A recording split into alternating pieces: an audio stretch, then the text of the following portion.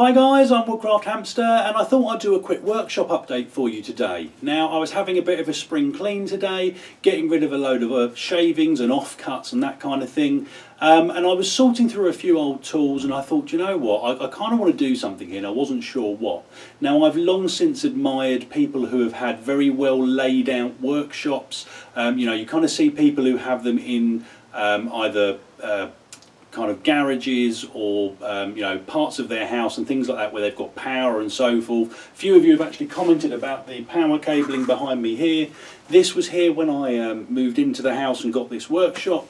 Unfortunately there isn't actually any power in here. I don't know if the previous people were running a power supply from the house, which is probably, I don't know, a good 100 feet give or take that way. Not something I really want to be doing, so that's hence why I have no power. But anyway, on to what I wanted to talk about. So you can probably see just behind me here, I've actually got some of my tools now up on the wall, which means I'm actually sitting on my carving stump at the moment. I've had to lower the camera a little bit more than usual to get everything in shot.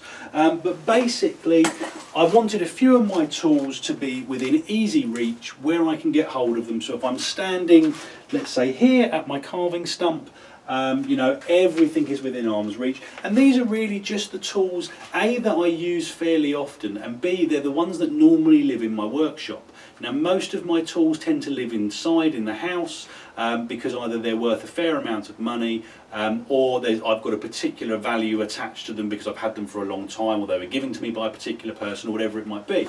But these are the tools that normally live in the workshop. All of the bladed tools I keep oiled while they're either in storage or now up on here, so that the moist environment shouldn't damage them too much. I mean, that's one of the other reasons why I take the other tools inside, because they are a little bit more prone to being attacked by moisture. And essentially I can give them a wipe down with an oily rag, put them back in my tool bag, take them indoors, and then I don't have to worry about them. The workshop out here, as I say, it's probably 100 feet from my house.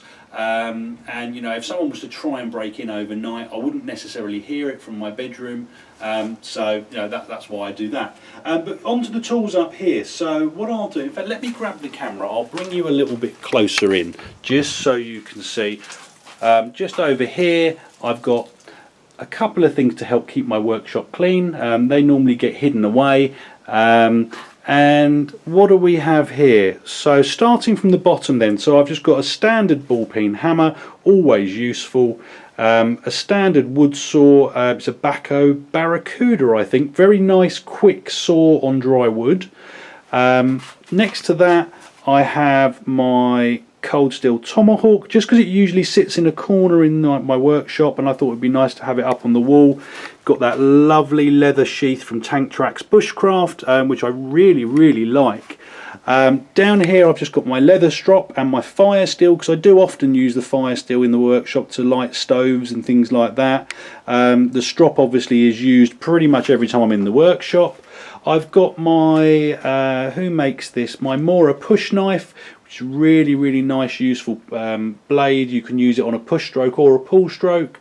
I've got my carpenter's brace, which I don't use that often, but it's useful to have it to hand when I do need it.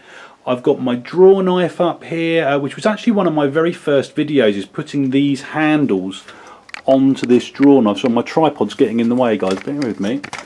These handles were one of the very first videos I ever made. Not a very good video, truth be told. I've got my little Japanese ikadame saw there, which you may have seen in one of my recent videos, and what you haven't seen before is the Japanese katabe saw.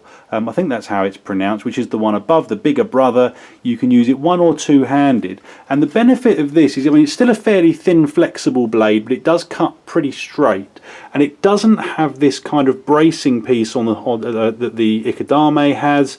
This reminds me very much of a tenon saw, and the problem is you can only cut to the depth of this little brace at the top, whereas on the one above you can actually cut as far as you like. It just carries on going all the way through like a normal saw.